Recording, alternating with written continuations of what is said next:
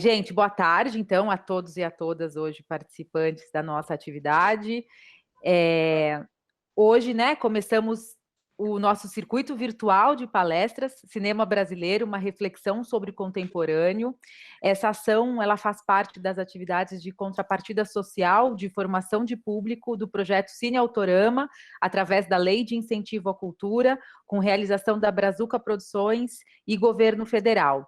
Para quem não conhece a gente aqui na Brazuca, a Brazuca é uma produtora que atua há 19 anos. A gente já está fazendo 19 anos, Ana, de ações. Inclusive, um dos nossos primeiros filmes foi o Durval Discos, um filme da Ana Müller também, no lançamento. Mas, enfim, então a gente há 19 anos atua dentro dessa perspectiva da formação de público e de audiovisual para o cinema brasileiro. Porque a gente sempre viu a importância, né, de aproximar quem faz o filme com quem assiste o filme. E entender que o cinema, ele só acontece quando ele é visto, né? Então, essa aproximação e essa formação de plateia, ela é fundamental ao nosso ver e nas nossas ações. Então, nesses 19 anos, a gente tem pensado e revendo ações hoje, né, nesse mundo virtual, e muito feliz de estar com todos e todas aqui.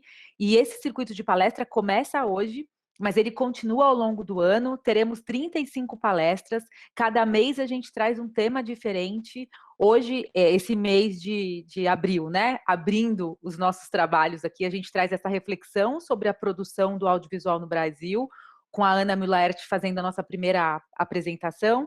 Amanhã, a gente tem às 16 horas uma atividade com a Sabina Zoateg, que vai falar sobre o roteiro no cinema brasileiro, dentro dessa perspectiva.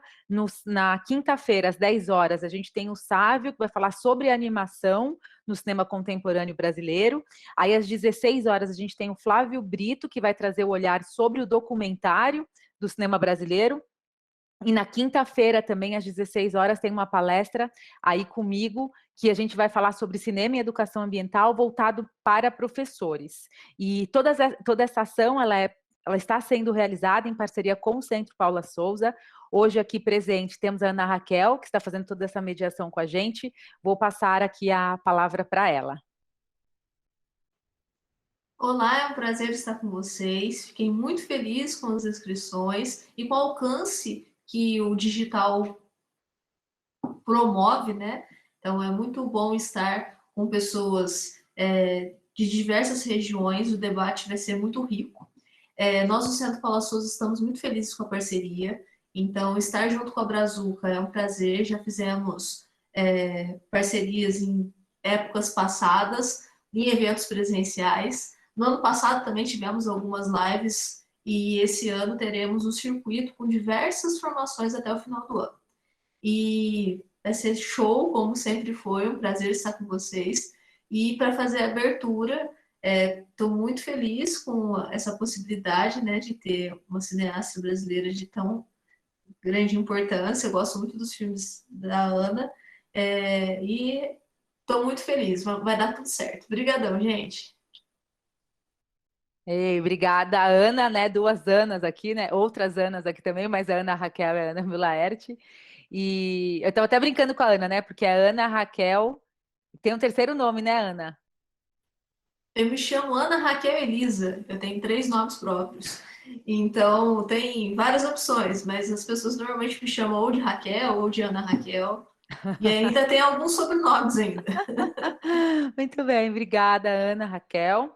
Então, eu queria também agradecer mais uma vez a cada um de vocês. E como vocês se cadastraram com a gente no Event 3, na plataforma, a Sônia falou que tem uma aluna dela que não conseguiu acessar por lá. Sônia, a Núria já colocou, né, o link aqui, não sei se você já viu já para mandar para a tua aluna. Então, depois você orienta a sua aluna, depois a gente deixa o nosso e-mail aqui do lado, e aí a gente insere ela no sistema, porque a gente vai emitir um certificado para todos os presentes hoje, a gente vai encaminhar na semana que vem, e depois a gente vai mandar a programação das demais atividades. Então, quem quiser continuar com a gente, vai ser praticamente um curso de cinema. O mês que vem a gente vai para a ideia do maker, que é o fazer. Então, vão ser oficinas mesmo, práticas de como fazer roteiro, de como é que você trabalha com stop motion, algumas noções de aplicação do conteúdo do audiovisual. Então, estão todos e todas convidados. Gente, então, para começar a nossa atividade, trazendo o tema de hoje, vou convidar aqui a Ana Müller, ela vai trazer para a gente, né, a ideia desse encontro de abertura do projeto, que tem como objetivo apresentar um panorama geral das novas produções do cinema brasileiro e seu atual estágio.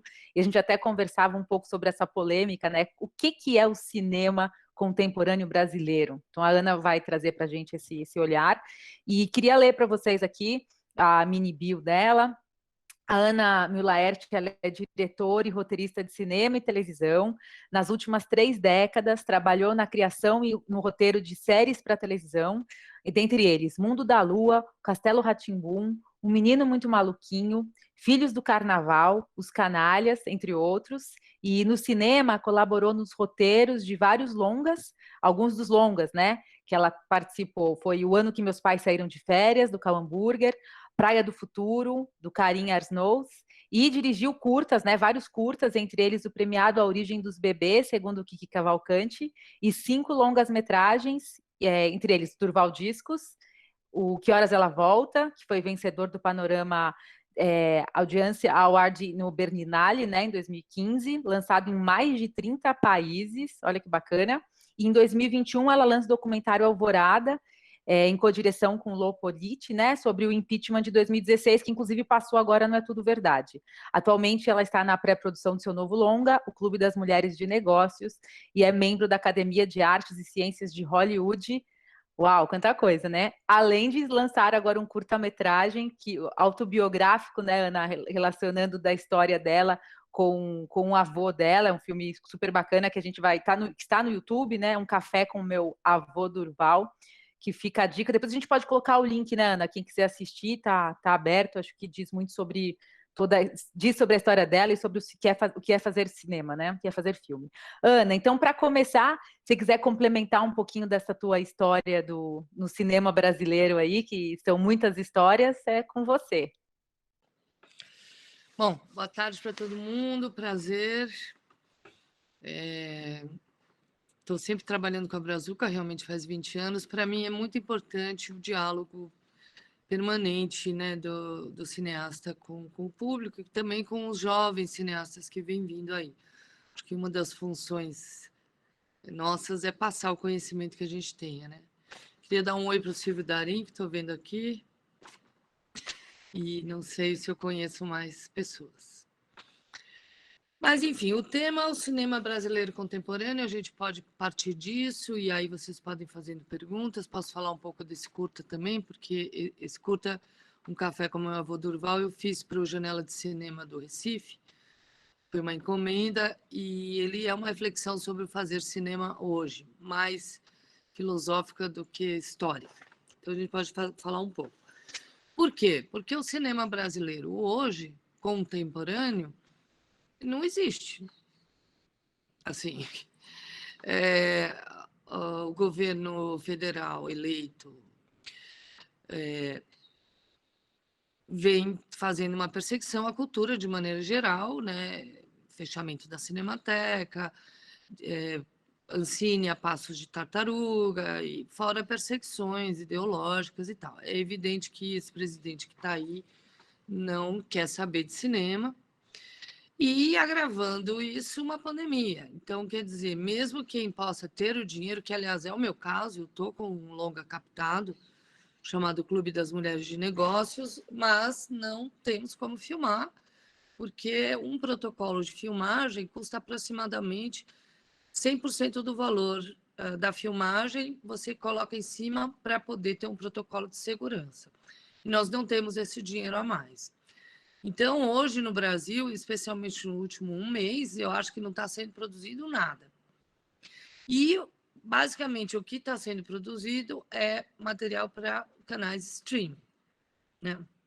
Então, o cinema contemporâneo é o que nós estamos fazendo aqui agora, é o audiovisual. A gente tem que ampliar e falar do audiovisual como um todo, e que toda a comunicação nossa está sendo feita pelo audiovisual e também pelas produções em redes sociais, né? Por exemplo, o TikTok é um fenômeno da quarentena no mundo inteiro.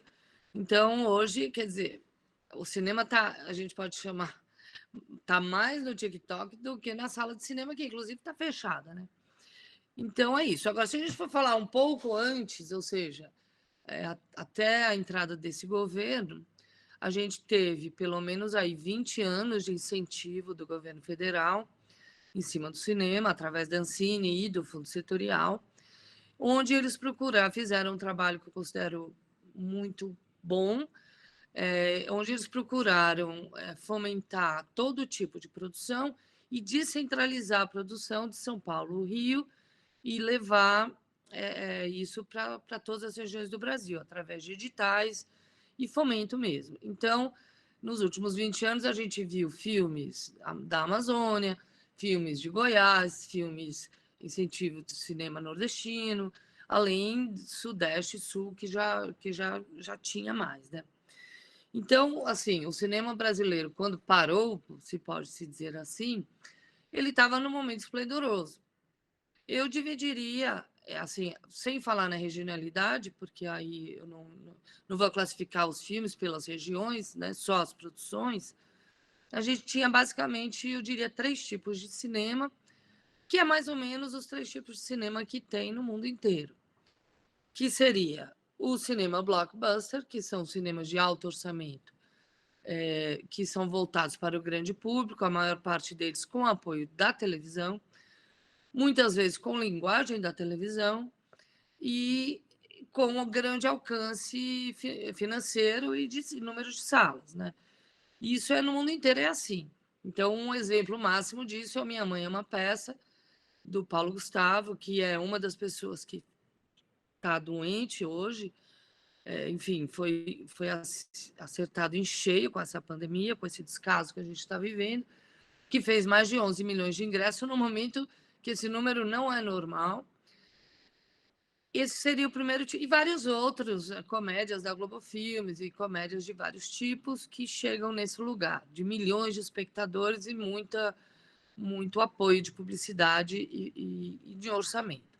O segundo tipo seria o que a gente chama de filme de arte, que são filmes com orçamentos menores, alcançando mais festivais e premiações e pouco alcance de público. Um filme, quando faz 10 mil espectadores no cinema, já é considerado bom. E aí tem uma lista enorme, desde A Febre, agora, que ganhou o prêmio em Berlim, ou o filme da Caru, esqueci o nome. Enfim, são muitos filmes, eu não sei, não vou saber falar nomes agora, mas que é toda uma geração que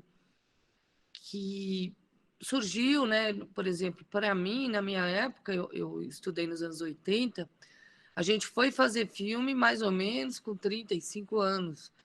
E essa nova geração começou a fazer filme com 22, 23, 25.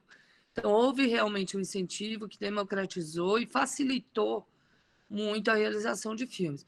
A gente viu, dentro dessa faixa, muitos talentos surgirem e muitas obras-primas, como, por exemplo, do André Novaes, que é um cineasta mineiro, que fez a temporada, Ela Volta na Quinta, todos os filmes que passaram em Cannes, Juliana Rojas, Caetano Gotardo, são nomes que me vêm agora e são todos excelentes cineastas. E aí tem o que eu chamo de cinema do meio, que é o que eu procuro fazer, que nem é o cinema de grande orçamento e grande investimento em publicidade, e nem é o cinema de arte, o cinema pequeno reservado para poucos ingressos. Eu procuro fazer um cinema popular, porém sem apelo televisivo, um cinema mais dentro dos cânones mesmo do cinema, até no modo de filmar, né? Que a gente sabe que a televisão trabalha muito close, plano contra plano, e o cinema chamado de arte ou do meio cinema procura sempre uma nova forma de um novo lugar para colocar a câmera. Isso é muito pensado. Então, eu acho que eu tento fazer isso e algumas outras pessoas. Acho que o Kleber Mendonça também tenta fazer isso e ele conseguiu bons resultados com Bacurau, fez, sei lá, 600 mil ingressos. Com o filme anterior, Aquários, também fez 400 mil ingressos. O meu, Que Horas Ela Volta, fez 500 mil ingressos. Então, assim, eu classificaria o cinema contemporâneo logo antes da pausa desta forma. Acho que a gente estava num momento muito bom, todo grande festival estava sempre com alguma coisa brasileira, também vi um crescimento muito grande do documentário. E é isso, talentos surgindo por todas as regiões do Brasil. Estávamos realmente, quando o governo faz uma política de incentivo, os resultados aparecem. Isso é muito visível também na Coreia, que está tendo um grande incentivo e está recebendo, enfim, conseguindo qualidade. O ano passado, inclusive, o milagre de ganhar o Oscar de melhor filme, e esse ano, de novo, uma atriz ganhou atriz coadjuvante. Então, os vários governos que foram fomentando o cinema acabaram, né, depois de alguns anos, chegando nesse resultado muito bom. Agora, sim, houve essa suspensão, a gente não sabe dizer quando volta, nem por parte do governo, que não acredito que com esse governo não volta, mas também por parte da pandemia, porque do jeito que está, que também faz parte do desgoverno, a gente não sabe mesmo quando isso vai acabar. Os números são tristes, os prognósticos são terríveis, né? A gente tem só 10% de pessoas vacinadas, 12%, mas só 1,5% tomou 2 doses, então, ou seja, a gente só tem 1,5% da população protegida. Então, assim, o que vai acontecer, não sei. Esse é um resumo da nossa produção contemporânea. Agora, a gente está vivendo um novo momento, né? Então, o meu curta, Um Café com o Meu Avô Durval, muito sobre isso, né? Porque hoje a gente está vivenciando o audiovisual o dia inteiro, de uma forma completamente diferente do que era quando eu resolvi fazer cinema, ou mesmo que eu estudei cinema, ou mesmo que eu fiz cinema, porque o cinema, os filmes, da forma como eu conheci, eram coisas embaladas em papel de ouro. Eram, né, a gente ia, pegava um ônibus, passava a tarde na sala fechada, tinha trailer, tinha curta para ver o filme, depois a gente saía e passava o dia conversando, às vezes a semana, e tinha os grandes autores, então era uma coisa completamente diferente do que é hoje, né? Que a produtividade, depois do nascimento dos streamings, se tornou uma coisa que, para o meu gosto, é frenética. Assim, eu não digo que seja frenética, mas para mim é.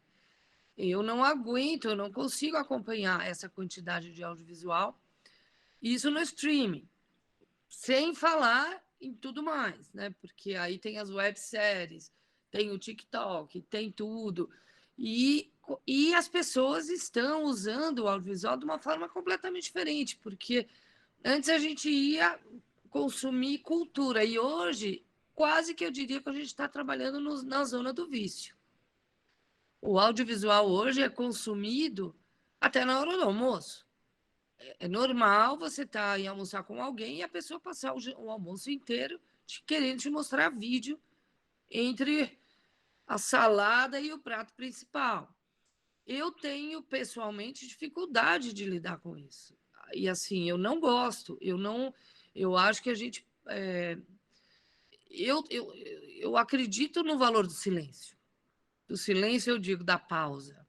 Eu acho que se a gente consome audiovisual 24 horas, o que a gente está realmente consumindo, eu já não sei dizer. Então, quando esse meu curta, O Café com Meu Avô Durval, termina com essa pergunta, que eu acho que é uma boa pergunta, que é: quem faz cinema, o que é fazer cinema hoje? E aí, quando eu digo hoje, é hoje mesmo, né?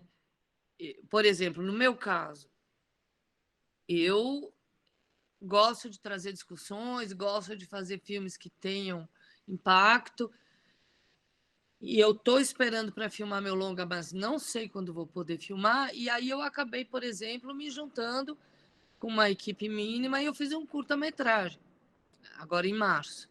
A gente fez o teste, todo mundo trabalhando de graça, filmamos em 3 dias, estamos montando, e agora estou submetendo a festivais na Europa, enfim. Muitos autores de longa estão fazendo curtas, né? Você tem o roteiro, você tem o conhecimento, conhece as pessoas e está fazendo filmes de nível profissional, só que sem dinheiro nenhum, o que para mim foi muito interessante. Assim, eu fiz esse filme, que é um filme sobre a situação psicológica do brasileiro diante do naufrágio criminoso que a gente está vivendo, e eu vejo as pessoas muito desesperadas, ou em pânico, ou com raiva. Muita gente tem raiva desse presidente, muita gente quer fazer coisas, mas ninguém consegue fazer nada. A gente está muito mal e, ao mesmo tempo, sem reação. E eu fiz um filme sobre isso. Então, acabou sendo muito bom fazer esse filme, unir as forças e poder, de algum jeito, registrar essa bad trip que o brasileiro está vivendo hoje.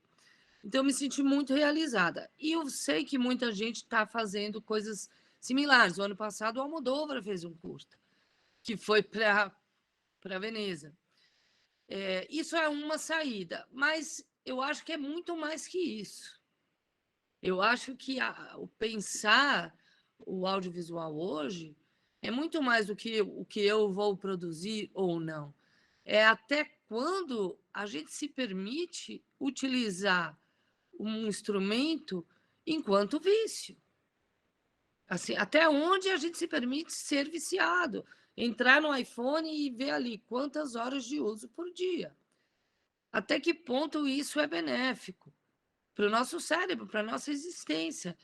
Eu acho que a gente está vivendo um momento, a partir da invenção do iPhone, e conforme os anos foram passando, onde a gente está trocando o real pelo simulacro. E isso, o Humberto Eco tem um livro chamado Crônica da Irrealidade Cotidiana, dos anos 90, eu acho, 80, não sei, e ele já previa, isso já vinha acontecendo. Né? Não da forma que é hoje, que acho que ele nem tinha como prever, porque não existia o celular, mas já o ser humano já estava indo neste caminho, né? De um embasbacamento, de uma fascinação pela reprodução, pelo simulacro, que eu acho que a gente está chegando numa encruzilhada muito perigosa, porque o corpo não cabe na internet.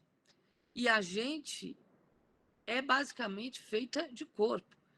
Corpo, matéria e tudo o que se estimula através do corpo, visão, audição, tato, olfato, mas enfim, a visão e a audição, que são as duas funções que são estimuladas pelo audiovisual, né? Aliás, o próprio nome já está aí. Agora, se a gente vai se reduzindo a isso, audiovisual e o resto não, e se até o sexo está virando audiovisual, eu não sei o que vai acontecer com a gente. Eu não sei o que vai acontecer com a humanidade. Mesmo assim, eu acho que, assim, independente da produção do Brasil, ou minha, ou da série maravilhosa que alguém viu ou deixou de ver, até que ponto a gente vai autorizar nossas existências a serem recortadas só pelo olho e pelo ouvido? Então, eu acho que aqui está a minha pergunta iniciada aqui para essa conversa de agora. Muito bem, Ana. Muito bacana, né? A Ana deu esse perfil, traz até para esse olhar, né? Até da patologia, né, Ana, do audiovisual da nossa sociedade, né? Como é que a gente está lidando com tudo isso, né? E diga. Não, porque eu acho que isso tem muito a ver também com as grandes cidades, né? Porque elas já vão tendendo a gente a usar menos o corpo, a olhar menos para o céu, a tomar menos sol, a olhar menos a lua, a não tomar chuva. Né? A gente já vem nesse processo de largar o corpo de fora, né? Porque a criança que nasce no mato, ela é fogo, é terra, e vai no rio, pega madeira, mexe na minhoca. São existências no corpo. Eu mesmo morando em São Paulo, na minha infância, pegava bicicleta, era solto, ia para lá, ia para cá, encontrava o vizinho. As cidades foram crescendo num ponto que as crianças estão presas no apartamento. Aí chega o tablet, aí chega a pandemia, então parece que a gente está virando cérebros eletrônicos, de fato, né? E aí eu acho também que essa própria pandemia traz uma questão que é essa justamente, né? A gente foi obrigado a estar se comunicando aqui através dos quadradinhos, né? Todo dia, de alguma forma, eu tenho uma reunião, ou duas, ou várias, nesse formato. Existe aqui um grau de comunicabilidade que é pequeno, quer dizer, eu estou vendo a cara de vocês, vocês estão me ouvindo, daqui a pouco eu ouço vocês, mas não há alegria do abraço, do cheiro, de tomar um café, né? E isso a pandemia trouxe, mas por outro lado também ela está trazendo muita reflexão sobre isso. Muitas pessoas estão largando as cidades grandes e indo para cidades menores, tanto no Brasil, tem vários amigos que já foram, alguns logo do cara, outros indo, e nos Estados Unidos também está tendo uma evasão de Los Angeles, das grandes cidades de Nova York. Então, assim, eu acho que, inevitavelmente, essa pandemia está trazendo toda essa reflexão que, no fim das contas, tem a ver com vou viver no simulacro ou vou viver uma vida real? Vou tomar chuva ou vou botar barulhinho de chuva no YouTube para dormir? Sim, boa reflexão, né? E ligado ao audiovisual. E aí eu queria aproveitar, Ana, não tinha visto que o Silvio Darim está aqui com a gente, então que honra também, Silvio, estar com vocês aqui. E lembrando do Paralelo 10, que foi o último filme que a gente trabalhou, da Brazuca também, com o Silvio. Silvio, queria aproveitar também, você abrir o microfone para você compartilhar com a gente, né, Ana, um pouco da sua visão também desse cinema contemporâneo, Silvio. Um prazer, eu partilho inteiramente as preocupações que a Ana apresentou. Acho que é uma visão extremamente lúcida, extremamente aguda dessa esfera audiovisual que a gente está vivendo, no mundo da simulação, do simulacro, no mundo substitutivo, num universo paralelo. Eu não estou vendo também, agora pensando a questão da conjuntura política que a gente vive, eu não estou vendo luz no fim do túnel. Eu acho que esperar até as eleições de 2022 vai ser um processo extremamente penoso para nós, e acho que nós devemos nos preparar, porque o próximo ano vai nos trazer enormes desafios. Eu acredito que a pandemia não estará propriamente sob controle. Eu tomei a minha segunda dose da vacina ontem, não quer dizer também uma grande garantia, uma grande garantia de imunização, mas, de qualquer modo, eu acho que nós estamos vivendo um momento que é extremamente desafiador, coloca para nós grandes preocupações e o desmonte das políticas públicas que nós passamos décadas construindo é uma coisa que abalou fortemente a minha vida. Não só não haver mais linhas de fomento, mas a Cinemateca fechada, tudo isso é uma tragédia que a nossa geração está vivendo. Parabéns, Ana, por sua reflexão, muito aguda. Obrigado, Silvio. E aí, eu lembrando do filme do Silvio, né? O Paralelo 10 fala das comunidades isoladas, né? Indígenas que a gente sem o contato, né, Silvio? Tem até um nome específico dessas comunidades que estão ali vivendo sem contato com esse de fora. E aí, relacionando, né? Com que contato, né? Quais simulacros? Olha, mundos dentro de mundos, né? Toda essa realidade que a gente vive hoje, né? Com tudo isso. Mas eu queria então falar, já que ele falou da questão política, né? Você falou que eu sou da Academia do Oscar, verdade. E eu queria um pouco comentar isso, porque tem um pouco a ver com tudo Legal. isso. Porque eu fui convidada para participar da academia em 2016. Na verdade, 2015 foi o ano que eu lancei o Que Horas Ela Volta, que eu estava viajando por fora do Brasil e conheci várias feministas americanas. As feministas da Califórnia, que vêm desde os anos 70, e eu conheci mulheres de 70 anos, que eram feministas mesmo desde os anos 70, elas vêm fazendo um trabalho junto com as mulheres de direitos civis em relação à raça, muito forte. Em 2015, aquilo explodiu. Tipo, não se aguentava mais aquela situação, por exemplo, dentro da academia do Oscar, que só homem ganhava direção, só os personagens masculinos ganhavam filme, e negros nem apareciam na cerimônia, até que chegou numa crise onde não teve nenhum negro, e os caras falaram, bem, então legal, a gente vai fazer o nosso Oscar. E aí a academia teve a coragem, eu gosto de falar disso, de abrir o colegiado. Falou, então tá, então vamos chamar mulheres, pretos e estrangeiros para fazer parte da votação. Essa, como uma forma, né, mudando o colegiado, a gente vai mudar o resultado. Então, 2016, depois 17, 18, 19 e 20, eles convidaram cerca de 600, 700 pessoas, a maioria mulher, pretos e estrangeiros, grande maioria, e equilibraram o colegiado. E aí, o que acontece? Quando você tem um colegiado diverso, você tem resultado diverso. Então, já no primeiro ano, ganhou Moonlight, que era uma história gay, negra. Parasita, ano passado, um milagre. E esse ano, um filme sobre mulher, protagonizado por mulher, produzido por mulher e dirigido por mulher, ganhou o Oscar. Né? Por que eu estou relacionando isso com a política brasileira? Porque com um Congresso 97% homem branco, nada vai acontecer. Não tem. Sem diversidade no Congresso, não vai mudar essa tradição colonialista, coronelista que a gente tem. E a gente está vivendo essa grande depressão porque a gente está vendo para não dizer uma palavra pior, mas um presidente suicida, levando todo mundo para o fundo do poço, para a morte, e um Congresso olhando aquilo e achando aquilo normal. E a gente, todo mundo, batendo com a cabeça na parede. Como é que isso é considerado normal? Por quê? Porque eles não estão representando ninguém. Eles estão representando a si mesmos. Provavelmente com leite moça no bolso.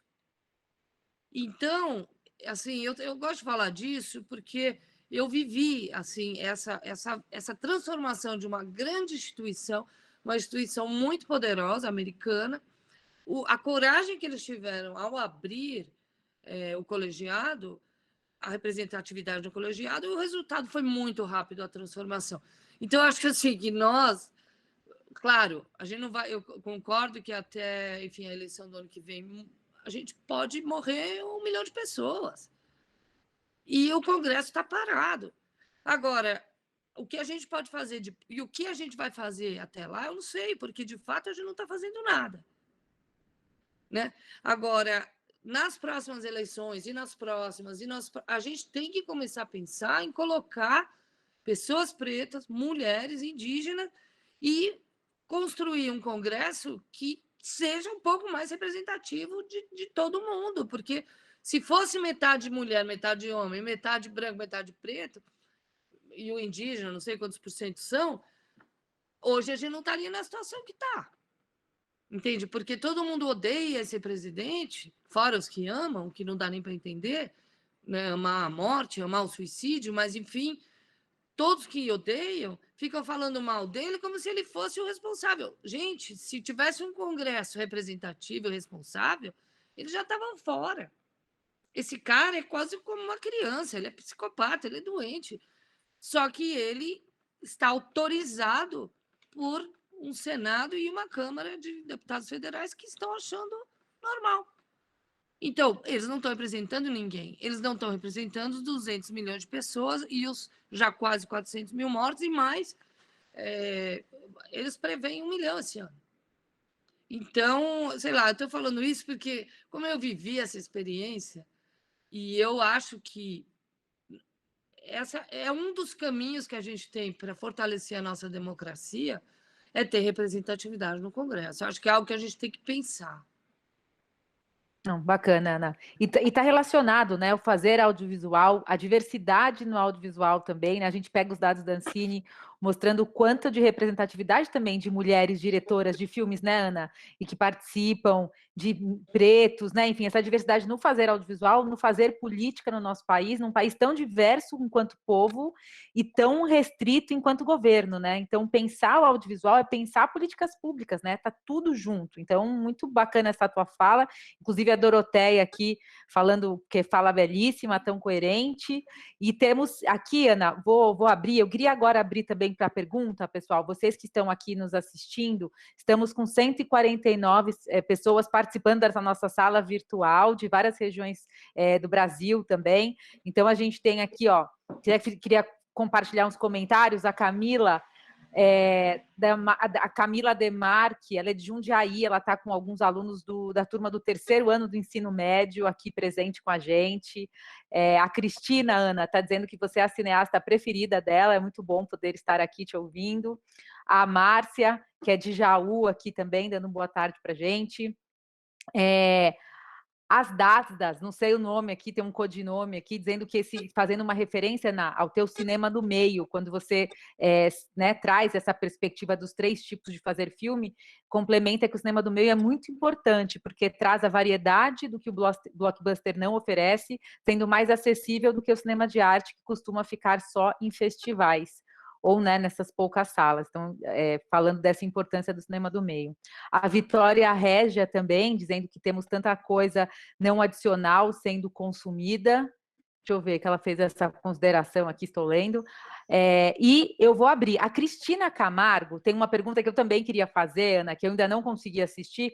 Onde que podemos assistir Alvorada? Que é um documentário tão importante, né? Foi tão falado, Não é Tudo Verdade. Eu tentei ver Não é Tudo Verdade, mas esgotou. Como é que a gente assiste a Tudo Verdade, ao Alvorada? O Alvorada vai ser lançado comercialmente, provavelmente no dia 27 de maio. Não está confirmado ainda, mas se não for 27 de maio, é 2 de junho, por aí. Nós estamos preparando o lançamento, já estamos dando as entrevistas, já tem, enfim, daqui a pouco vai sair o trailer, a gente está preparando, no máximo dentro de 30 dias vai estar disponível em plataformas digitais variadas e também em algumas salas de cinema nas grandes cidades. Tá, então vai ser misto, né? Vai ser plataforma e vai ser cinema também. Legal. Sim. Então, vamos ficar atentos, Cristina, quando lançar. Depois também, Ana, você manda, a gente depois encaminha para o pessoal aqui, a gente manda informações, não sei se vocês vão fazer alguma ação, lembrando da Brazuca na época dos lançamentos, a gente fazer alguma ação de promoção para quem está aqui com a gente, sabe? Dar um vale promocional, enfim, para o pessoal assistir e poder compartilhar, que é um filme super importante também de ser visto, que fala um pouco desse processo, né, Ana? Que mostra esse processo do que é a política no Brasil, né? Não, o nosso filme, ele é um recorte bem específico, né? Ele é aquele período onde a Dilma ficou afastada, a partir do ponto de vista do Palácio da Alvorada. E ali não acontecia muita coisa, né? Então, ele é um filme sobre o espaço de poder, que é o Alvorada, que é a residência do presidente da República, que a gente não imagina que tem milhares de funcionários ali, tem soldados, tem guarda, tem faxineiros, tem jardineiros, né? Ele parece térreo visto de fora, mas ele tem 3 andares. Ele tem um subterrâneo, aquele que a gente vê, e mais um em cima, acho que embutido, que é onde de fato o presidente mora, que é uma espécie de apartamentozinho. Então, embaixo são os funcionários, no meio é a equipe política, e em cima mora o presidente, no caso, a presidente. Então, ele é um filme muito sobre o espaço de poder e sobre a Dilma naquele momento.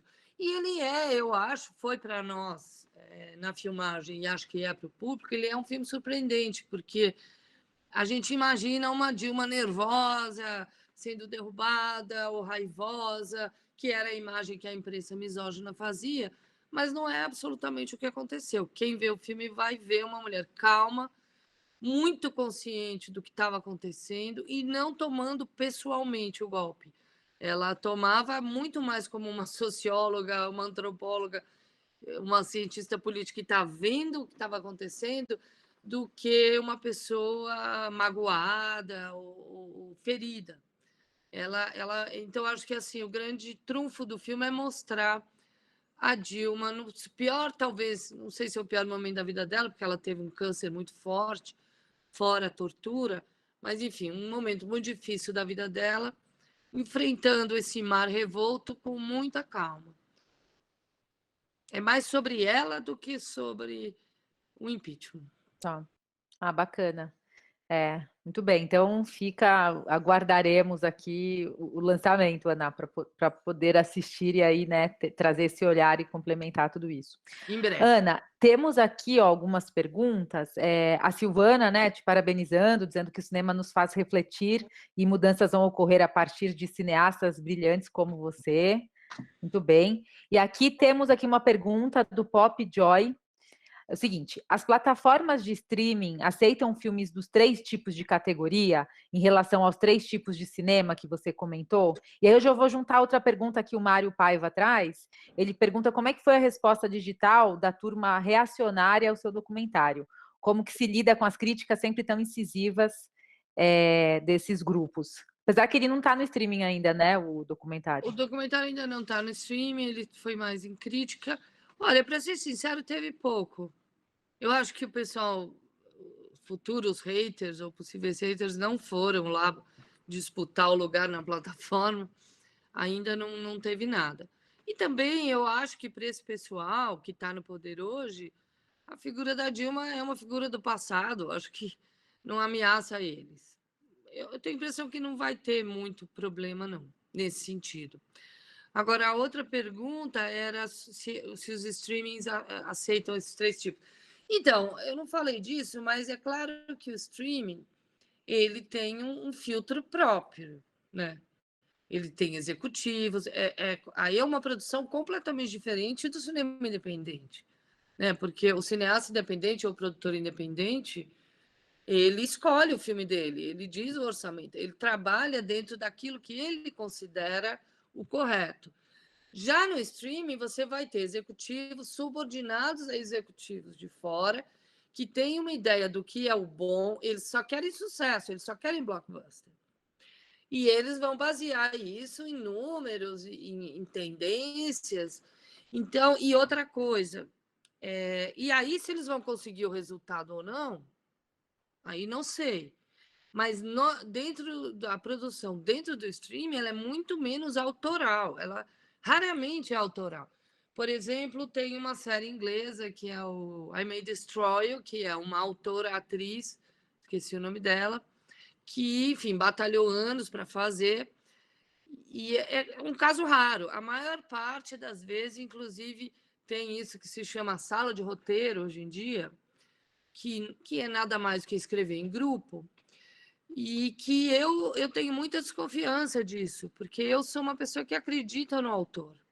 Mesmo quando ele tem colaborador, eu acredito na importância da intuição do autor.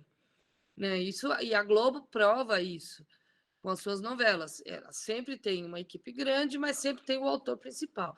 Por quê? Porque a ficção não é ciência. Por mais que exista tendências, se não tem um coração pulsando, um sangue nas veias, difícil você fazer algo brilhante. Você pode fazer algo médio. E eu acho que os streams estão indo muito aí e estão, sim, fazendo muita coisa média. E eu não me interesso pelo médio, eu me interesso pelo pulsante. Então, eu acho que o streaming está... Isso, em geral, no mundo inteiro, no Brasil, inclusive, acaba fazendo coisas que não têm personalidade. Eu acho isso um grande perigo. Ok. Obrigada, Ana. Então, temos mais 2, vou ler aqui. Tem até o José Henrique que está perguntando se ele se poderia fazer uma pergunta falada. Sim, Vitória, Pode. Marcelo, podemos abrir sim, mas também eu abro o microfone para vocês. Aqui a gente tem 2 perguntas já aqui escritas, Ana. Uma é uma aqui, deixa eu ler aqui para você. Tananã, a Carla Cristina Gonçalves, Ana, ela falando da situação atual do cinema brasileiro, me parece que hoje somos mais dependentes do que nunca do governo, uma vez que o setor privado só parece ter interesse em ajudar no financiamento de produção de filmes por causa do abatimento no imposto de renda das empresas. Diante disso, o cinema nacional vira um refém dos governos e vamos passando de mão em mão, e as leis sempre mudam e viram uma bagunça.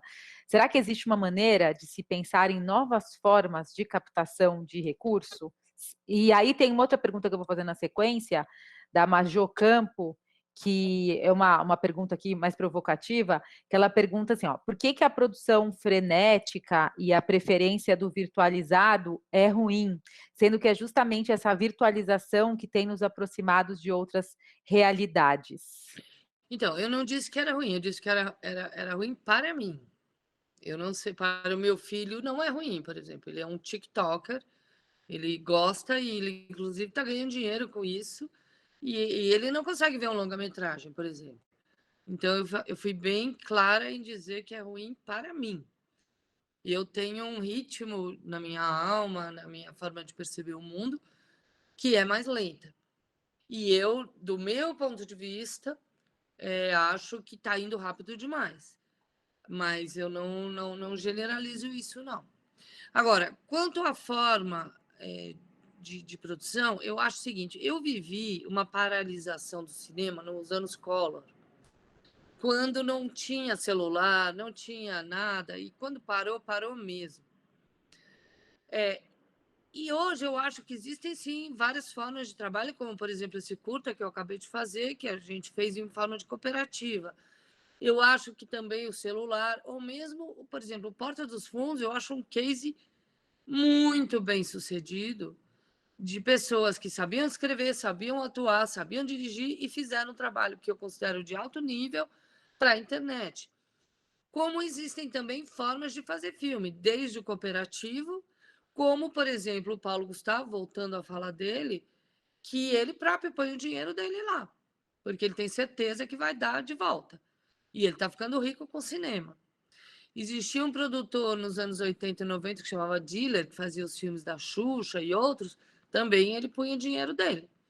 Então, existe sim, se você acredita no seu produto, você bota o seu próprio dinheiro.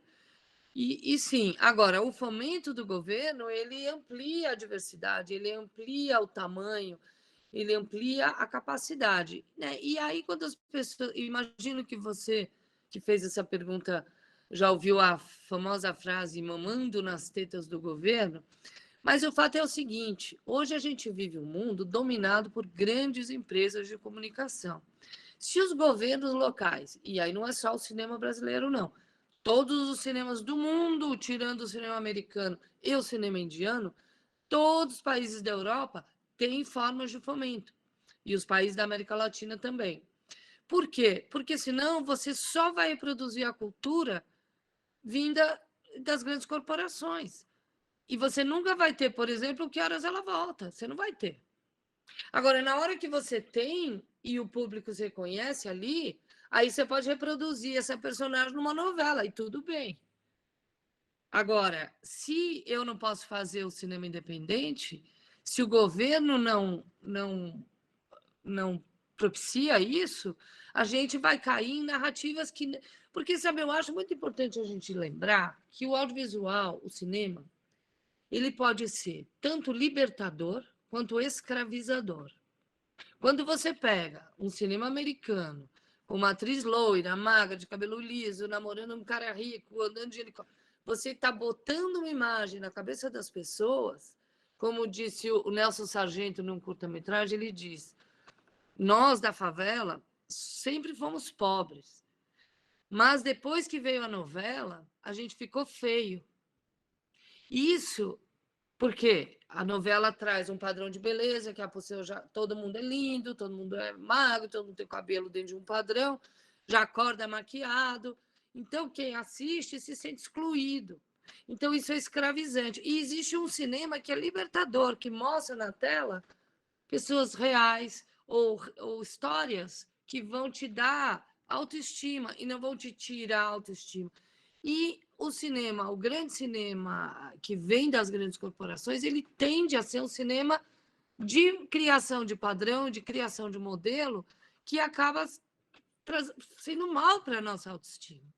Então, o cinema ele tem essa importância de criar, de mostrar a cultura e de ser libertador, porque nas grandes empresas, eu digo, nas grandes corporações de comunicação, que são poucas no mundo, deve ser 10, 15, elas não estão pensando nisso. Então, é muito importante, sim, que o governo ajude, fomente a produção cinematográfica, em menor ou maior grau, no mundo inteiro. E isso não quer dizer que você não possa fazer de outras formas. Pode e se faz. Dei aqui 2 exemplos, desde o Porta dos Fundos até o Paulo Gustavo, que fazem com dinheiro próprio e estão ficando ricos com isso. Ana, se você me permite um pequeno acréscimo, você mencionou uma frase mamando nas tetas do governo. Eu acho de grande importância esclarecer que o principal instrumento de fomento à produção audiovisual brasileira não vem de governo governamental, vem do Fundo Setorial Audiovisual, que é alimentado por um tributo à Condecine, a Contribuição ao Desenvolvimento do Cinema Brasileiro, que é recolhido de emissoras de televisão, de empresas de telefonia que difundem audiovisual, produtores, distribuidores, ou seja, nós chamamos de dinheiro público, mas não é absolutamente um dinheiro do governo. É um dinheiro gerado, arrecadado na própria economia cinematográfica para fomentar a produção cinematográfica independente, como fazem todas as cinematografias do mundo. A Coreia do Sul faz assim, é um exemplo magnífico, políticos públicos extremamente desenvolvidos. Até os Estados Unidos, de certo modo, faz assim, a França faz assim há muito tempo, foi por muitas décadas a grande referência de políticas públicas de fomento audiovisual. Obrigado. Ou seja, quem ganha dinheiro com celular dá um pouco de dinheiro para a produção do audiovisual, independente. Exatamente. E Ana, eu queria fazer um comentário. Eu gostei muito da fala da Ana, muito da fala do Silvio. E quando nós da educação pensamos na mudança de posicionamento, na transformação que nós queremos para a sociedade, nós também temos que pensar nos nossos conteúdos. Quais são os autores que eu cito? Quais são as pessoas que eu passo de referência para os meus alunos? Então, se você pega a formação que eu tive na escola, como até a formação acadêmica, quais eram as referências que os meus professores passavam em sala de aula? Eram todos autores dos Estados Unidos, autores americanos, a gente não tinha uma referência nacional. E o que já há alguns anos a gente tem feito no Centro Paula Souza, em nossas discussões, sempre trazer um olhar voltado para o aluno, voltado para a nossa sociedade, e engrandecer os nossos autores, os nossos cineastas, tudo que a gente tem, toda a diversidade que a gente tem no Brasil. Então, qual é o nosso papel como educação?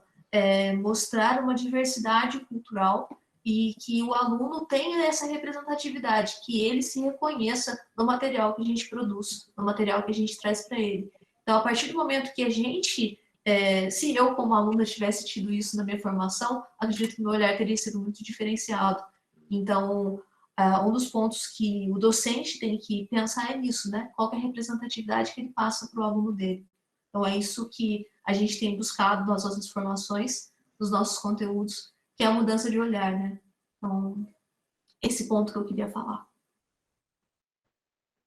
Legal, Ana. Importante, né? A gente está nesse universo, né, da instituição de ensino, né? A importância do papel da escola. Inclusive, temos uma lei, né, onde a ideia é que as escolas sejam espaços de exibição de filmes, mas infelizmente essa lei de fato ela não conseguiu, ela não é uma prática, né, por N questões, mas existe essa proposta de a gente ter uma exibição de filmes nacionais em escolas, né?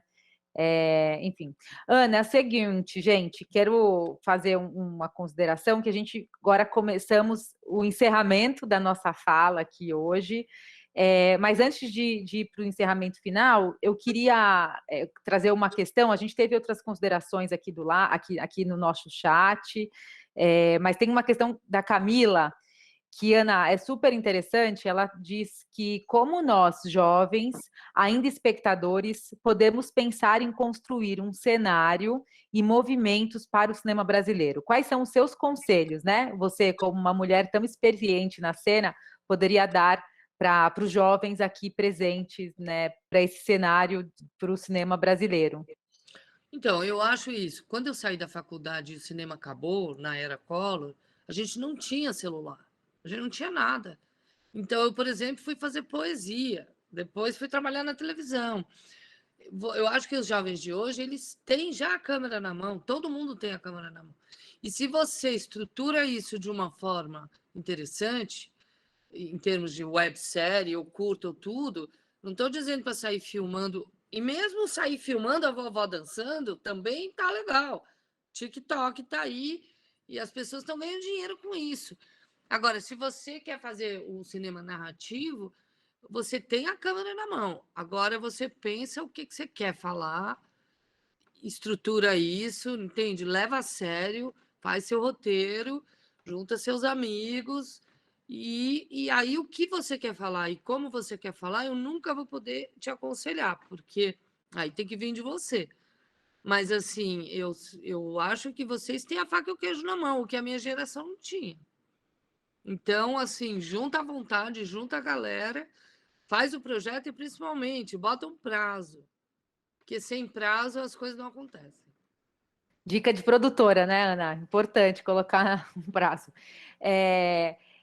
A Vitória e o José Henrique tinham me perguntado se era possível fazer a pergunta falada. Sim, é possível. Se algum Sim, de pode vocês falar.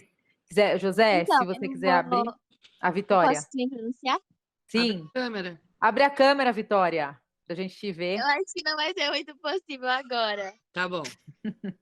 Mas, assim, eu queria saber, do ponto de vista da senhora, o que acha sobre o cinema acarretar uma grande responsabilidade quanto à formação de um cenário social.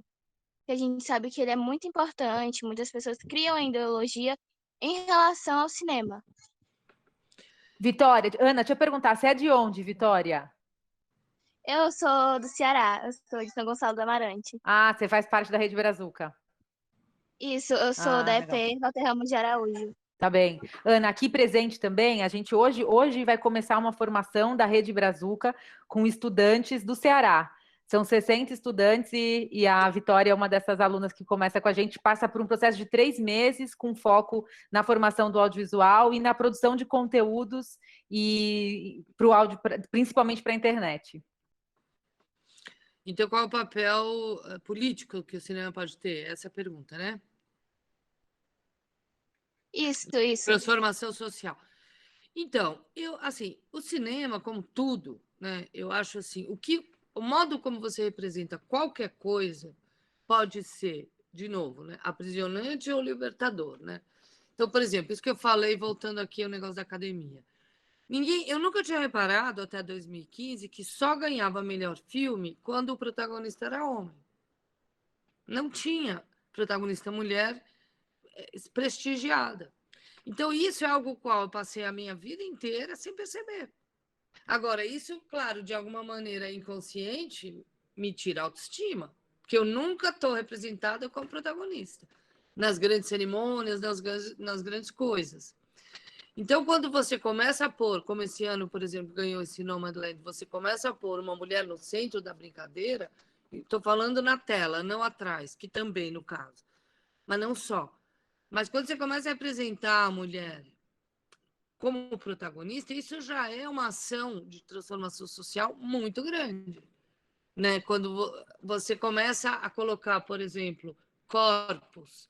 Você sabe uma coisa que eu vou te contar? O meu filme Que Horas Ela Volta, ele ficou na lista lá dos 15, estava muito podendo entrar com os finalistas do filme estrangeiro no Oscar.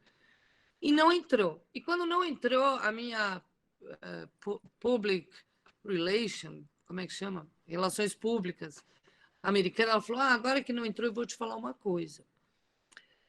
É muito difícil entrar nessa categoria filmes cuja protagonista seja mulher e de meia idade. Porque os votantes só votam em mulher jovem. Olha que louco. Foi aí que elas cansaram, entendeu? Porque se é para representar mulher, que seja jovem e bonita. Se for meia idade, já não serve. Então, tudo isso são, se você jamais vê, né, é a questão da representatividade. E isso eu acho que a internet trouxe muito. Os grupos se colocaram e falaram, ei, eu estou aqui, eu estou aqui, eu estou aqui. Não é só homem, mulher branca e magra e alta que tem aqui, não. E homem. Então, eu acho que tudo, na verdade, no cinema é político. Tudo que você coloca pode ser real, pode ser pessimista, pode ser utópico, né? Então, Eu acho que O Que Horas Ela Volta é um filme que eu fiz que teve uma grande repercussão eu não diria de transformação social, mas de sacação, de tomada de consciência de várias questões por várias partes da sociedade.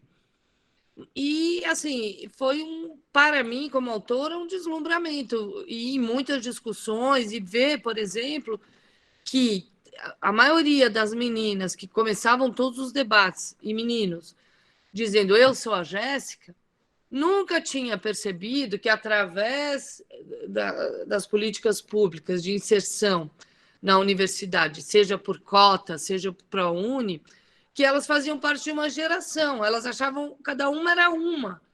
E aí eu acho que o filme ajudou a entender que era uma geração, que era uma questão que todas enfrentavam muito parecidas. E o filme teve esse papel, quase de um divã naquele momento assim. Isso é uma grande realização, mas talvez não seja tanto, mas qualquer coisa que você põe de novo, ou põe realista, ou põe, né, otimista, porque é isso, né? Outro dia eu estava fazendo um trabalho de uma mãe que estava numa dificuldade, e aí o cara queria prostituir a mãe, e aí ela não queria. E aí a mulher do canal falava assim, não, tem que prostituir. Aí eu fiz um discurso e falei, olha, se essa mulher, como sacrifício, ela vai ter que se prostituir, me diga uma coisa, quantas vezes você já viu essa cena? Você já viu 300 vezes essa cena. É verdade, é mais dramático, é mais tenso se ela se prostituir. Mas se ela não se prostituir, talvez a cena seja muito mais importante. Porque talvez a gente veja uma mãe que diz não. E a gente comece a mudar a ideia de mãe, a ideia de sacrifício, a ideia de mulher. Então, tudo que eu faço, eu penso se não tem uma outra hipótese, sabe? Mesmo o personagem é um casal hétero, pode ser um casal homoafetivo, aqui está o pai cuidando, pode ser a mãe, sabe? Eu sempre questiono tudo, assim, porque a gente pode estar sempre abrindo na cabeça novas janelas. E eu acho que essa é a grande função política do simulacro.